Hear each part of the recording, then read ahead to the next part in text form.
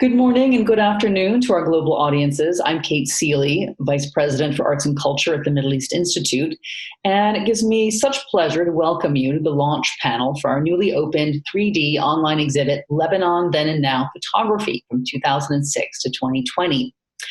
This is MEI's first exhibit since the closure of our gallery last March due to the coronavirus, and it's exciting to be presenting important, timely work by artists from the region once more and in 3D no less.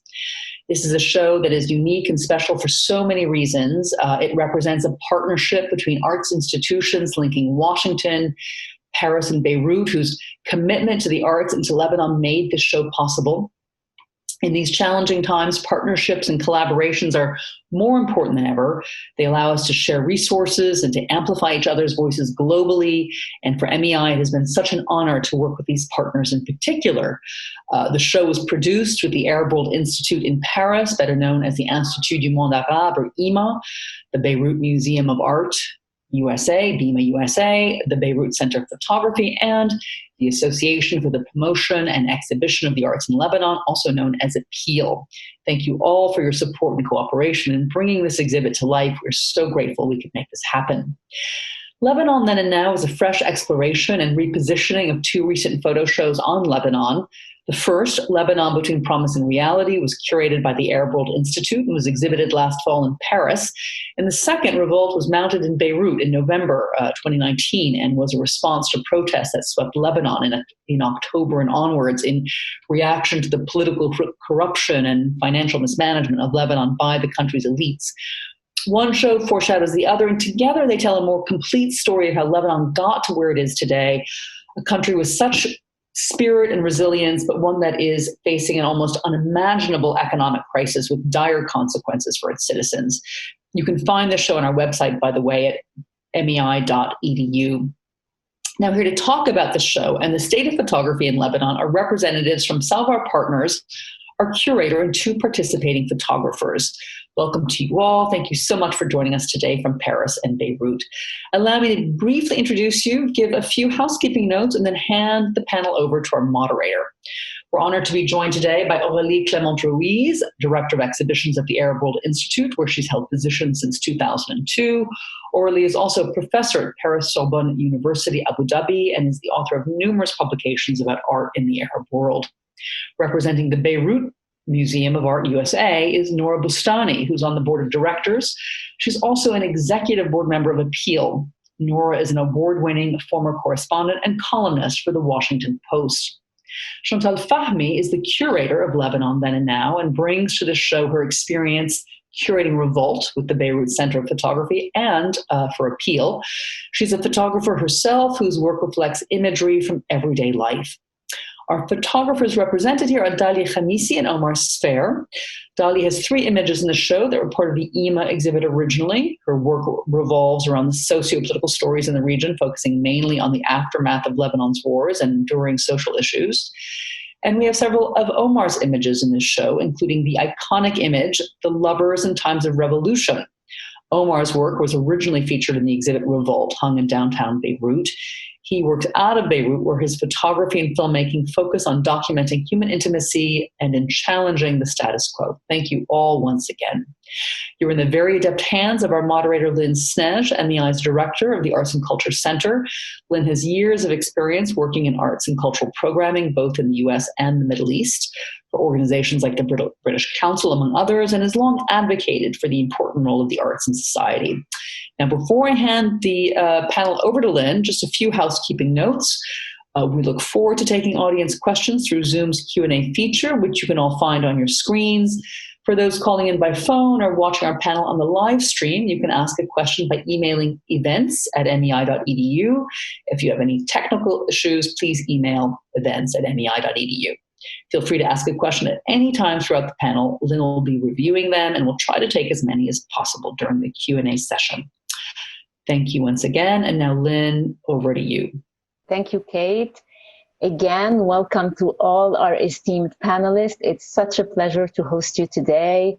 The show has launched on Monday and has been so far an incredible success. So I'm eager to start our conversation today. And for that, I am going to turn to you, Aurélie, from the Institut du Monde Arabe. Welcome, Aurélie. And I want to start our conversation with you, since this was the start of how this whole project came together.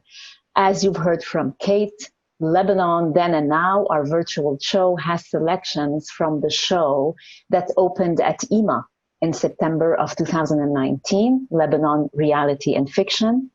The show that you put on was also that year's edition of the biennial for contemporary Arab photography. Tell us about that show, Aurélie. What it addressed, why the interest in Lebanon, and the focus for the Biennale that year. Thank you very much, Lyne and Kate, for the invitation.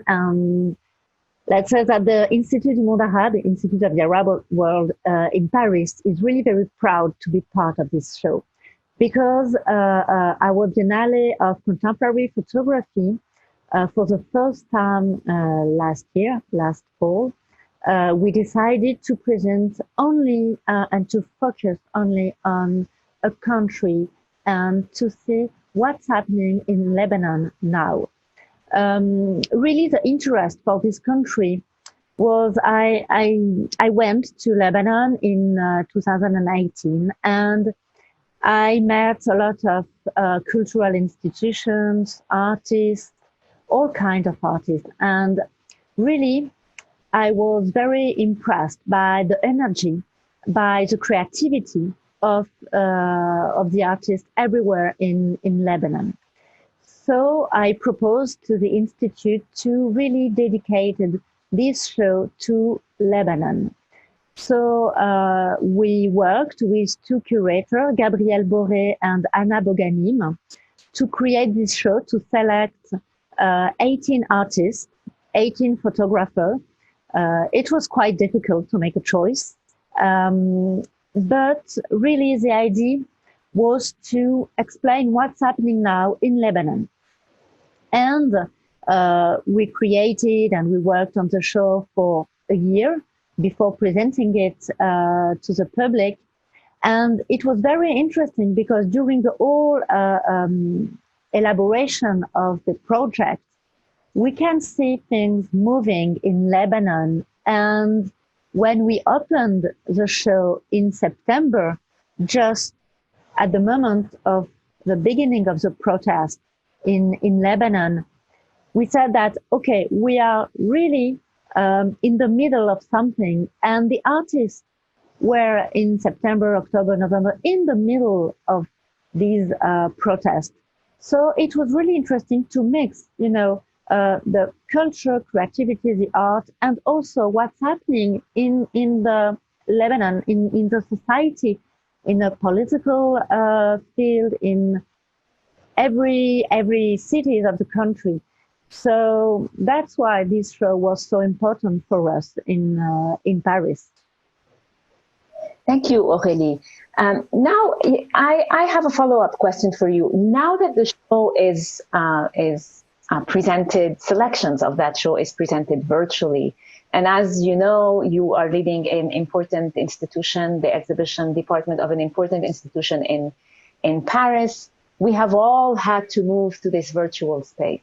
And of course, the show now is one example of what this new situation can provide in terms of opportunities for showing work, for engaging with audiences, and for fostering partnerships, as one example that we've seen. What are your thoughts on this new experience? I think it's really great because really a lot of people could see the show.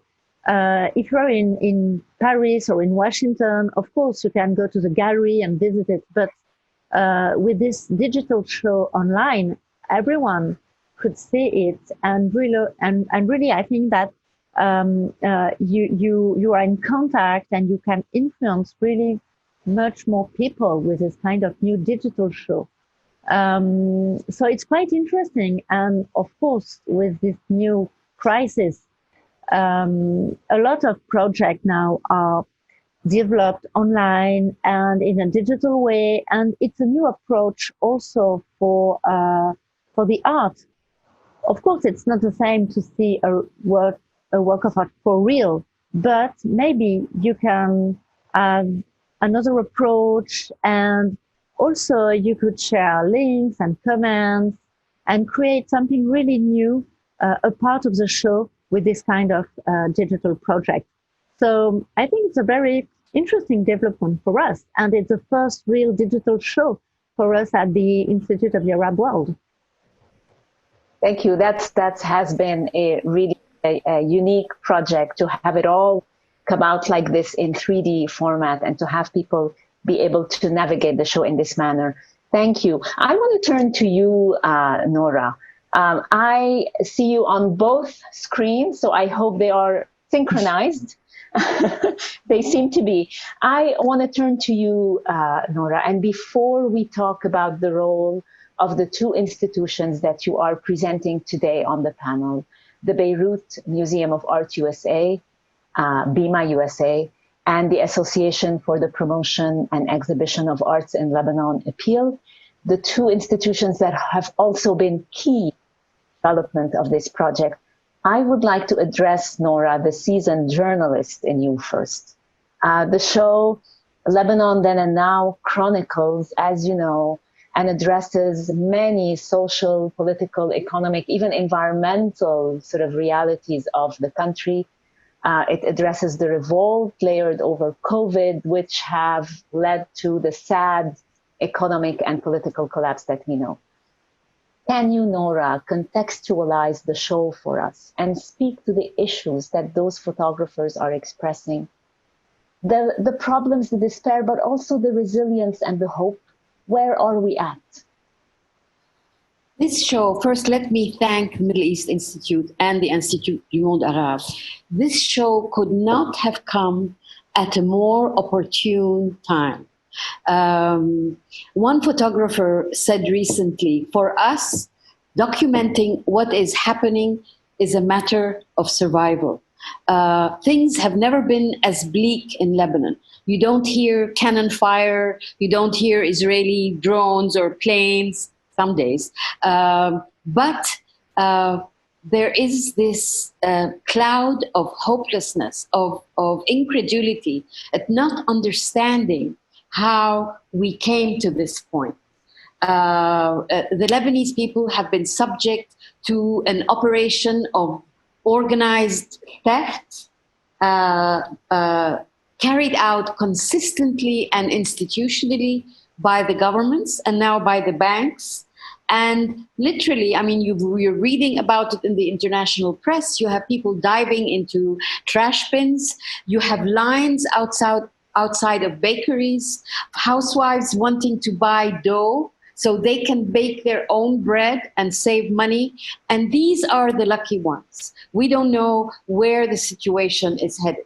The Lebanese pound has been devalued by at least 60% of its original value that was kind of propped up by the central bank. You know, people listen to the news and they don't understand. It's so abstract. It's dizzying, kind of vertiginous, abstract jargon that comes out of the mouths of officials. Seeing pictures kind of encapsulates the reality, the feeling of despair. I mean, to this day, when I look at photographs of the Depression in the US, the Great Depression of the 1930s, I still am moved. And this is what this exhibition is going to do.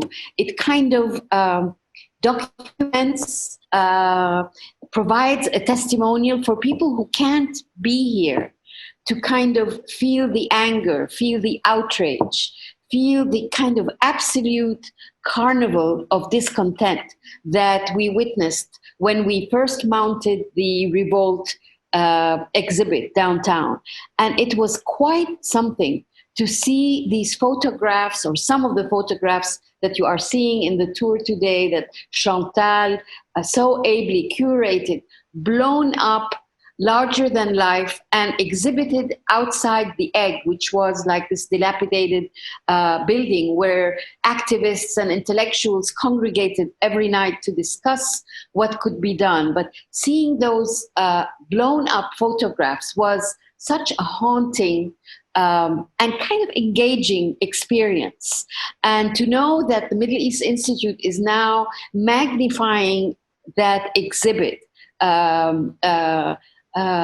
in interaction with the Institut du Monde Arabe, and the sensitivity they brought to the background of the crisis in Lebanon is an amazing feat. And how can I summarize the situation? It's an open-ended crisis. The Lebanese are used to open-ended crises, except we don't know how this one is going to end. We don't know whether there will be more robbery, more theft, more acts of despair and suicide, as we saw a couple of weeks ago by a father who was only 37 and who could not provide for his family. The utter disappointment in the ruling class and the banking system that was kind of in cahoots with it, but also acted out of greed and total disregard of the interests of its depositors. It's like having a whole nation trapped inside this Rubik cube, where no matter how you turn and try to align the colors, people are still trapped inside. This is what Lebanon feels like today. The weather is glorious. Some people are venturing to the beach, but there are people sitting in their homes wondering how they're going to feed their children next, how they're going to be able to afford a can of powdered milk for the babies in the family. Things are really at a very critical juncture. And what this exhibit does is it's helping people now, whether tuning into this show from Lebanon or from the US or from Europe, it's helping them process through visuals this very poignant and painful time. Thank you, Nora. Thank you for that. Let's go, and we are hoping that this show is able to beam all of the pain and the resilience and the anger of those people. Let's go back to BEMA USA and Appeal for just a little bit, Nora. Can you speak about their roles as partners in this exhibition and how this project sits within the broader mission that those two institutions have in Lebanon and beyond? Both these organizations, it all started with Appeal, the Association for the Promotion and Exhibition of the Arts in Lebanon, that grew out of the frustration of our president, Mrs. Rita Namour, and many of us who lived in Washington at the time, of not being able to kind of speak to or acknowledge the work and the experience and the sensitivity and sensibility of artists who were still trying to create against all odds in Lebanon. As you know, BEMA USA is a nonprofit organization that has really sought to bolster intercultural cooperation with institutions such as yours and others over the past few years.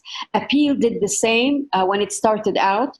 We collected money and tried to organize exhibitions, first in Washington, then in London, and then at the Venice Biennale, to kind of project the inspiration and creativity of Lebanese artists. So they can feel acknowledged in all the experience and suffering that they have gone through, and so they can reach out to other artistic platforms across the world and express what makes us all human, what makes us all tick.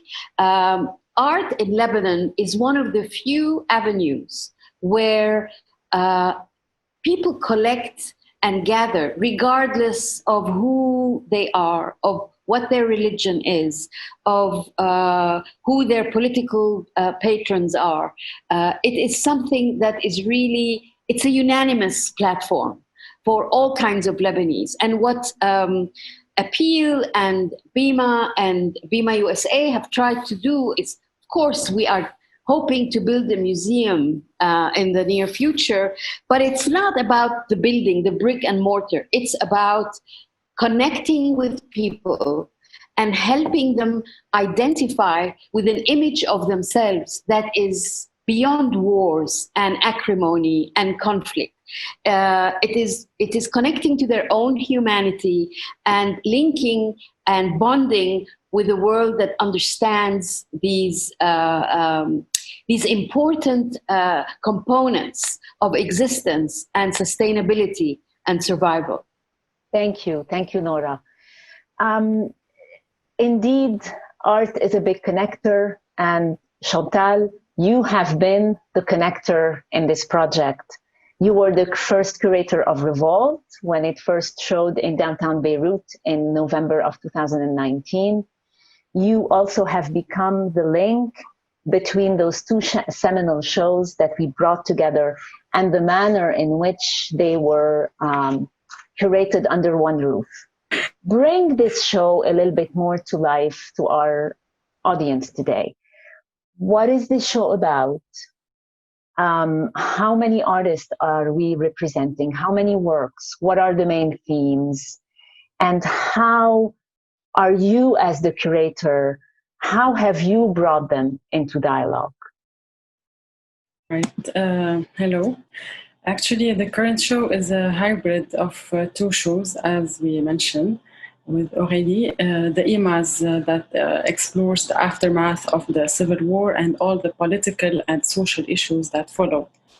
The second, this is the first part of the show, and then we go with a selection from BCP and Appeal show that came as a response to the protest that began on October 17th. It was, as we mentioned before, Nora mentioned this, it was at the Egg in downtown with large-scale photos.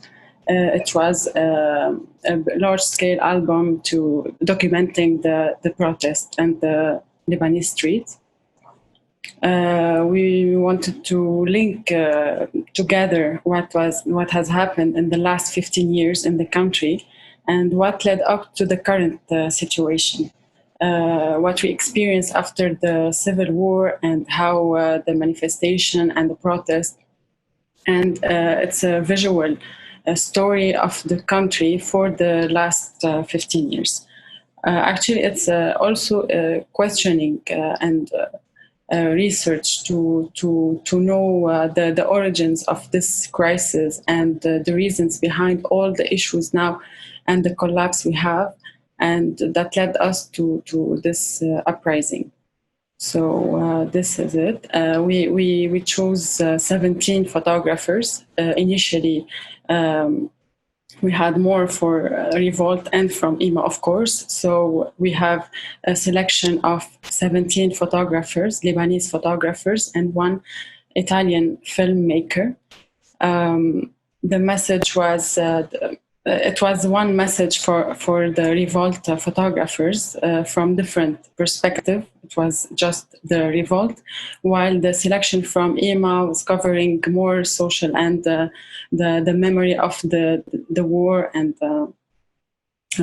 people who disappeared during this war. And most of the works from IMA are still in progress. Now Dalia can talk more about her project.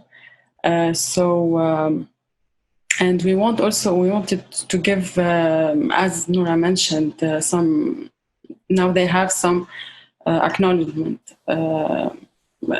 Before it was locally and now internationally. Thank you for this opportunity. Yes, absolutely. The idea was developed, and we decided to combine these two different shows and to represent the art photography through the documentaries from IMA show and the photojournalism from the Revolt show. Chantal, thank you. What is your goal in creating this show? What do you want people to leave? What message do you want to convey for audiences who visit this show? For this show, let me talk a bit about the previous show I did, The Revolt, as a photographer before being a curator. It was frustrating for me to see all the photographers, these young photographers, established photographers, everyone was in the street, and I wanted just to be part in it. And for the first time, I used to teach photojournalism. I couldn't be a photojournalist for this time. So I wanted to take part and to create the show and to gather photographs. So I couldn't have any photographs by then. For this show, we wanted to frame it, to frame the photojournalism in a gallery walls. The previous show was just an art intervention in the street. So now the photojournalism is unusually in a gallery frame, along with the documentary photography. So it's important and it was important to link it with other, and the reasons. It was a turning point. October 17 was a turning point. So it's good also it's important to link it to search for the reasons behind this turning point. And so we had the MEI show. Thank you.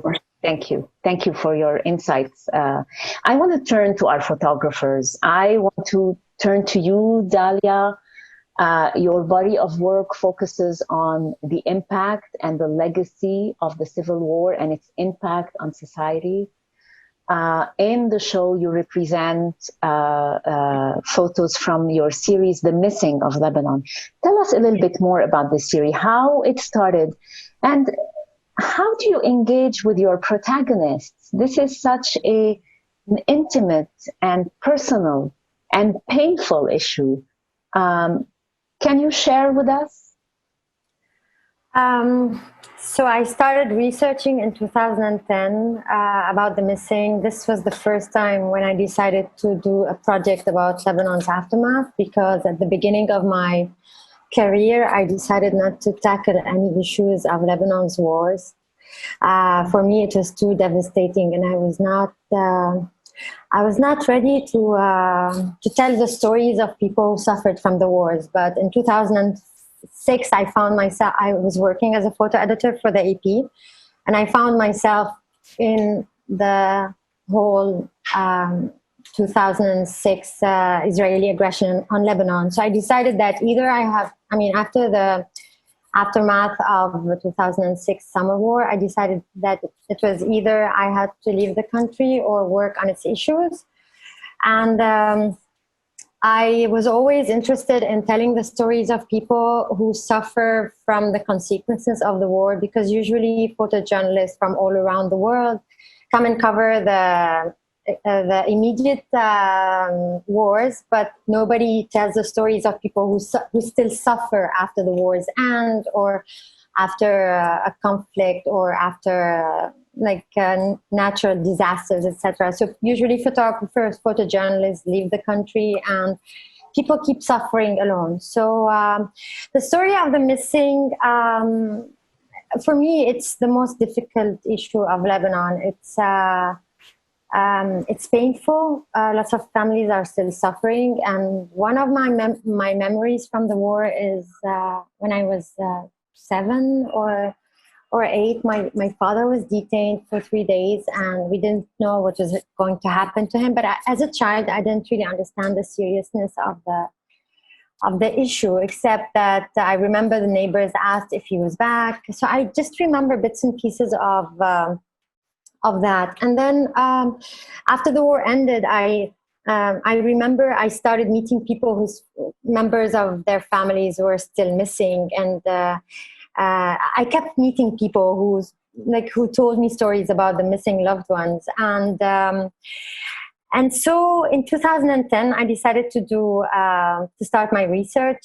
And as I was interviewing one woman who was like Odette Salem, she was the kind of guardian of the tent of the missing in downtown Beirut. She was hit by a car and passed away very sadly. And then I couldn't document her life. And so in 2011, I started taking pictures of them. 2010, I started taking pictures of them.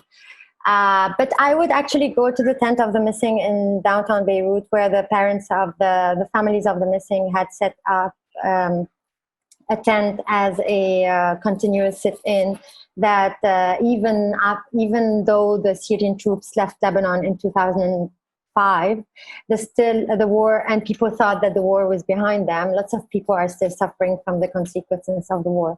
So at the beginning, I started meeting people at their tents, and obviously I met the NGO people, like the people who were in charge of the files of the missing.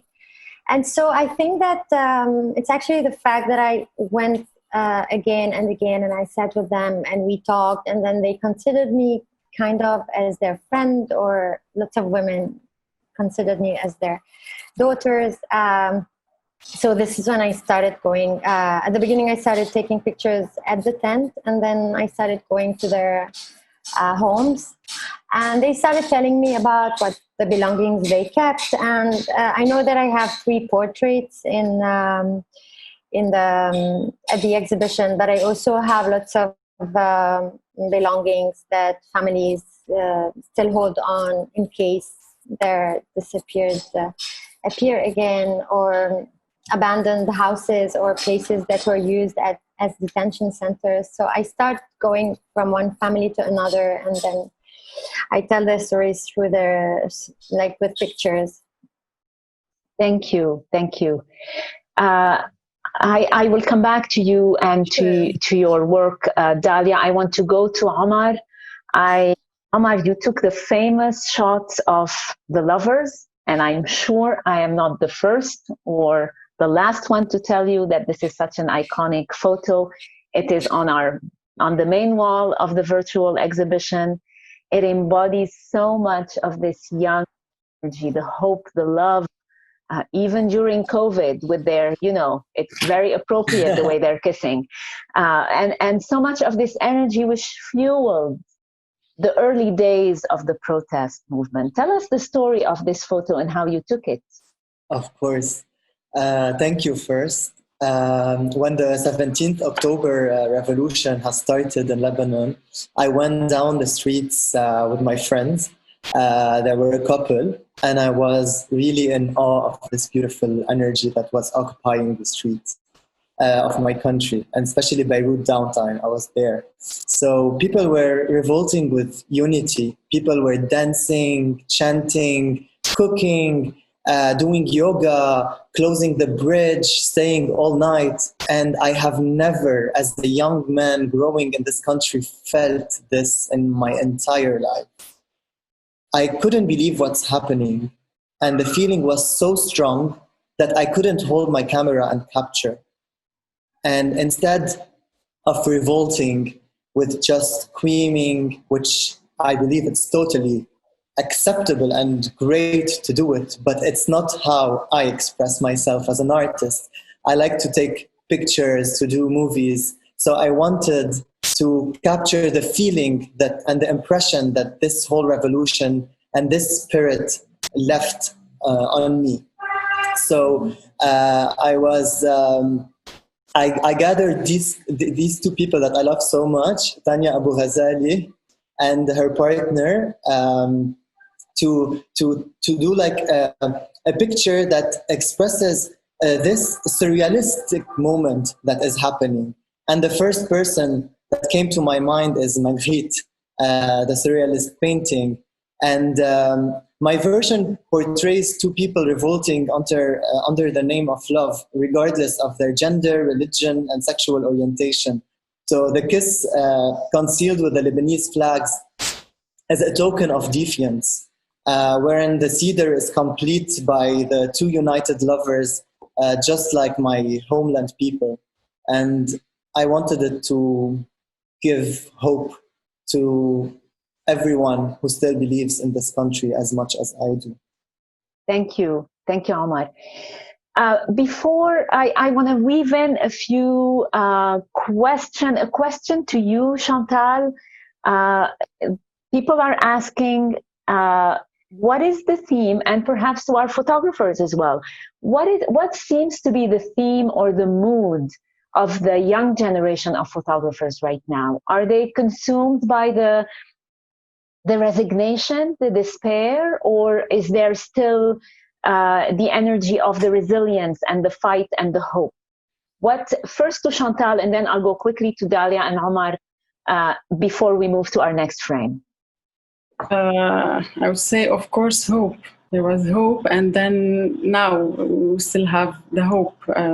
We can frame the whole show under this theme.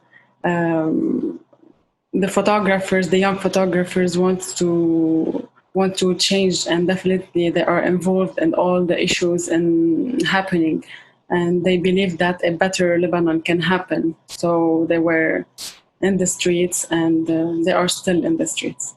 Thank you. Quickly, Dalia and Omar, your thoughts on this? About sorry, Omar, go on. The energy. Yeah. What do you feel is the despair that Lebanon is witnessing right now? Is this overspilling on what the young generation of photographers is on the mood, on their photography? Do you feel that everybody is in despair? Of course, as a young generation, we have hope because we want to dream for a better future, but we have to be realistic. There is a lot of anxiety, a lot of sadness. All I hear around me is friends who are applying to visas and just escaping to nowhere, not knowing where they're going. One is applying to a master's degree while having 3 other masters, and he doesn't or she doesn't need it. Some people want to marry Europeans just to fly out of this country with no love and with nothing that links them romantically. And some others are just here and have no other alternative and are filled with depression. It's affecting their mental health. Some are suiciding. So to say that, we're just hopeful, we are, because we want to survive and we want to do things, but we are not just hopeful. We are also filled with a lot of negative emotions as well. Thank you, Omar, for your honesty. Let's hone in our second frame a little bit more on photography and its particular role in Lebanon and the region in documenting, in archiving, and in preserving and reflecting on our cultural memory. I want to turn to you, Nora, first. In your opinion, what has been the role of photography? And you've touched a little bit on that when you spoke about the arts. What has been the role of photography in documenting, reflecting, and narrating not only the Lebanese Civil War, but our sort of current history? This is almost in Lebanon particularly, where we have issues on how we tell our history. This is almost one of the only spaces, along with film, where this history exists in such a vivid and concrete manner. First of all, my background is journalism. It's not the arts, although I love the arts. For me, art is truth, and it is carried across countries, borders, oceans, across the ages. And it resonates with each and every one of us. And as you can tell from Dalia's very moving photo of that old woman sitting in her flat, not bothering anyone, but grieving and in pain, this is a reminder of pain that needs to be acknowledged. In the study of conflict resolutions and healing societies after wars and conflict, you teach people, you tell them the first step towards healing is acknowledgement of an injustice, of a pain, of a certain grievance. And throughout the last 30, 40 years, Lebanon's heart has been broken in so many ways. And I can't remember who said this, but it comes to mind now. If your heart is broken, make art with the pieces. And this is what these photographers are doing.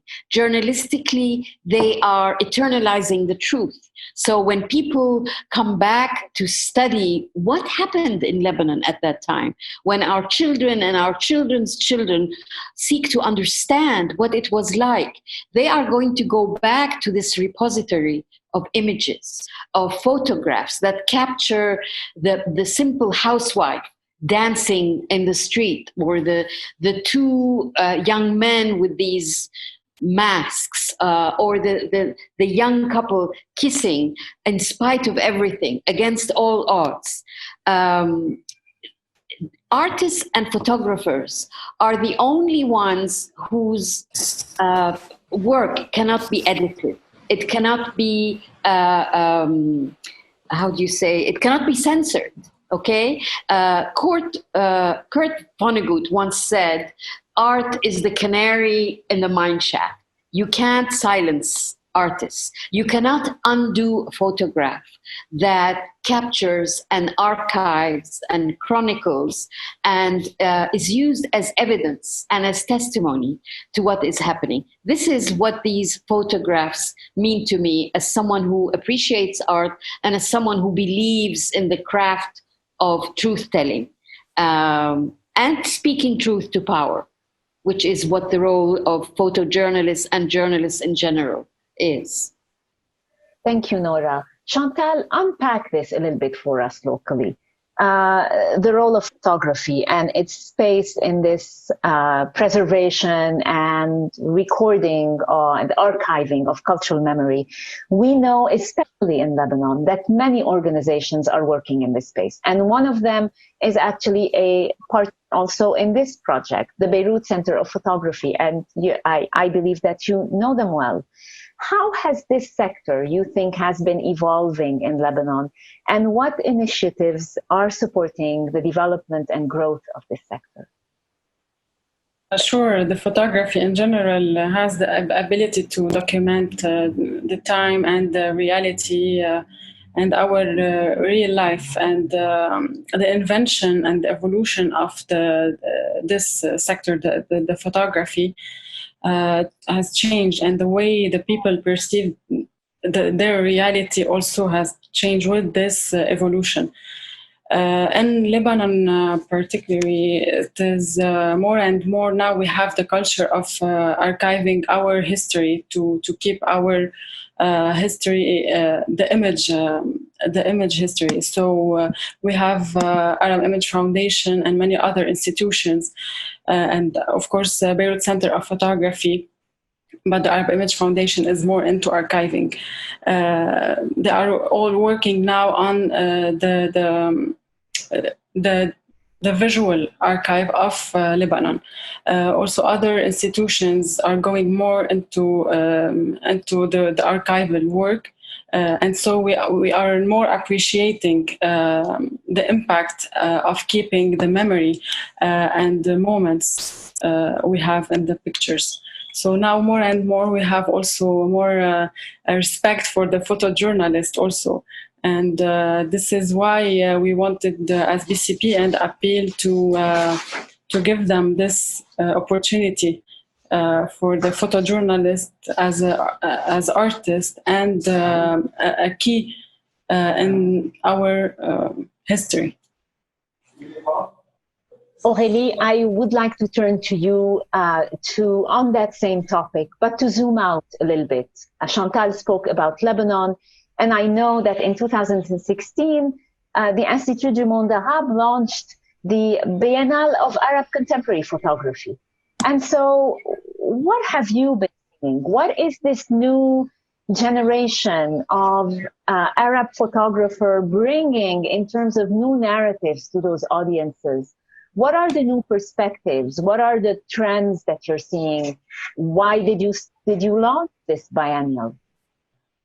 For us at the Institute, it was really very, very important to see what's happening now in the Arab world with all these young photographers, because the idea of the Biennale is not to present photojournalism or to present archives, but really to be in contact with the artists and with recent works.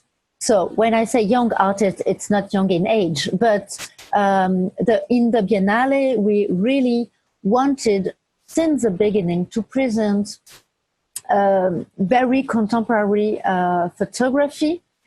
And because for us, it's like a window to what is now the Arab world, if we can call it like that. But what's happening there? What are the preoccupation of the artist? What is the society now in these countries?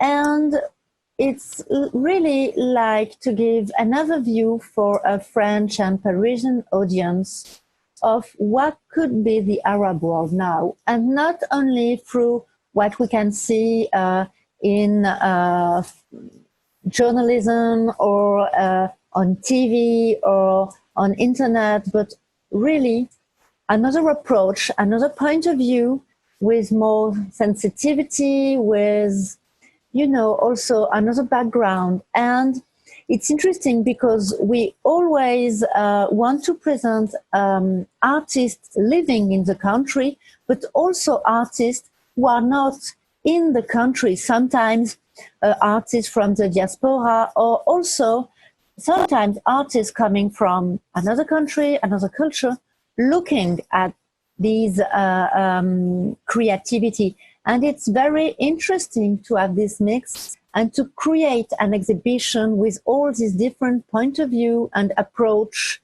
and see what could be today the creation of this artist on a specific topic or on a country like Lebanon. And it's really the idea of this Biennale. And that's why I'm very happy of this new show, because it's really the idea of our Biennale, to mix the point of view and to create something new and to give to the audience a new approach on the Arab world. Absolutely. And I want to turn to our two photographers, Dalia and Khamissy. A lot of the new photography, a lot of you, the generation are also raising awareness about topics that are necessary to discuss, such as the missing, the refugees, environmental disasters, social justice. You've heard what our panelists have had to say about photography. Can I start with you, Dalia, and ask you what you think about the photography sector and the trends that you are seeing now? How does your work fit in that larger conversation? You're talking about how photography is... you've heard we're talking about the role of photography in this, in bringing up, in recording, archiving, but also reacting and bringing up necessary conversations that are otherwise not encouraged, perhaps. Yeah, sure. So, by the way, just to mention that I was not taking pictures during the uprising in Lebanon. I'm not a fast photographer. I'm a very slow photographer. I do documentary photography, and I usually, the missing is actually something that, you take time. It's a portrait. You dig into the belongings of people, etc. And this is what I'm still doing. So my point of view is completely different. I know that there are so many great photographers working on the street and documenting what's happening, and I think their role is extremely important. But as myself, I cannot do it. I know I'm not good in documenting this. I'm working, I didn't work during the pandemic, obviously, because of staying at home.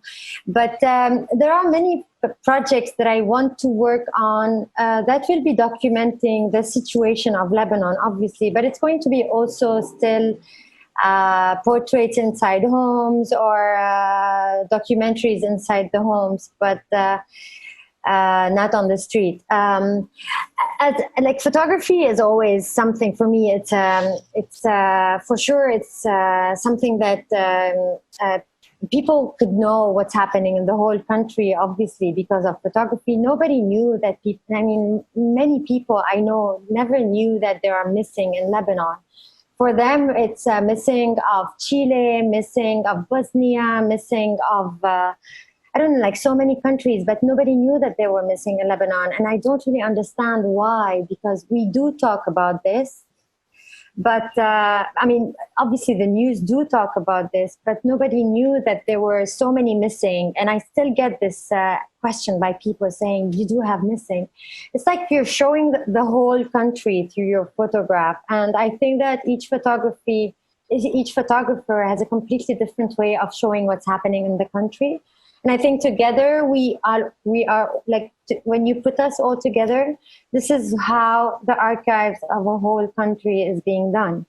Like my missing project, with the work of the photojournalists on the street, with people doing photograph stories about the environment. Obviously, all of us, if you put all our works together, this is what the country is going through exactly. So I think it's a very collective work that all of us photographers are doing, which is very important, I think.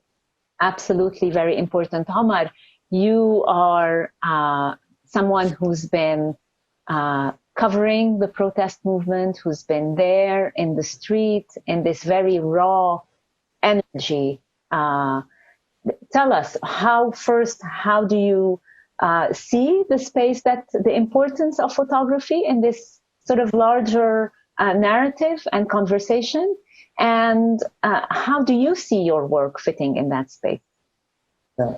First, growing in Lebanon and being surrounded by the media, the local media, of course not all the media, but a lot, cover a bad image about Lebanon. They just cover what serves their political agenda, just whatever fits in their boxes. And as an artist and as a person as well, there was something that was being oppressed by a lot of people. They're not being able to express it truthfully out of fear. I'm in a phase in my life right now as an artist where I don't want to fear anything anymore. We've been through a lot in Lebanon, and I'm ready to bring everything that is being carried under the surface, everything that is being somehow oppressed, to the surface, and hopefully by bringing it out to my generation and the people who are still fresh and still have hope and are seeking also truth as much as I am, to be able to let it grow from the surface and blossom somewhere so we can feel like we belong finally. And this is the Lebanon that we would like to see, and this is the Lebanon that we would like other people to see, because this is the true Lebanon, not the rest. Thank you. Thank you, all of you. I am going to try, as I watch the time, as our time is almost coming to an end, I want to take a few questions as well. One question, I guess, for both shows, let's start with Chantale. There is a question, Chantale, on the selection, how the selection was done for Lebanon Then and Now. It is true, it's a synthesizing of two shows, but how was the selection? What are the things that drove that process? First, the selection was not that easy to be made from both shows. So from IMA, we tried to cover a variety of these social and political issues after the Civil War, and most of them are works on progress, or still on progress. From BCP and Appeal show, it was more challenging since we had a lot of events all over Lebanon. So we had to choose photos that covers that covered all the Lebanese regions and the events as well, from October until April.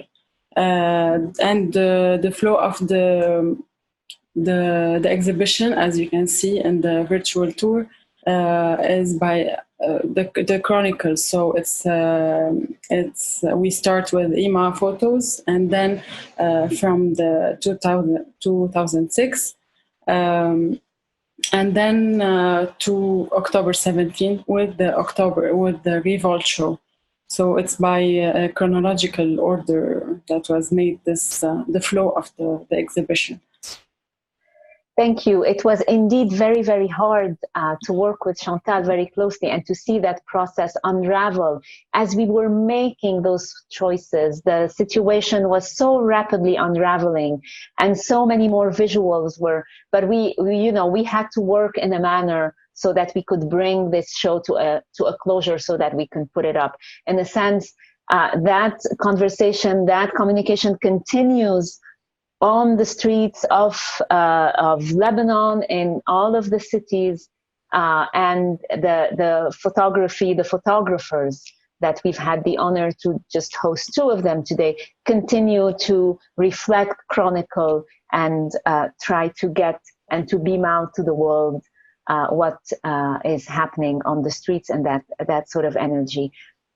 I want to take a last question. I think that question is also to our photographers.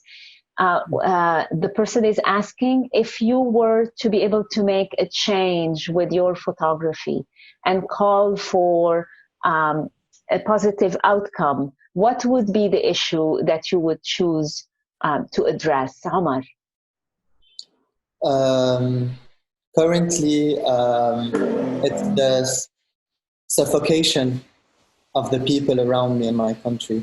We're not being able to breathe anymore at all levels. And I want to bring this out so I could spread awareness about the situation that we are living in, because we're living in numbness. We don't have anything promising.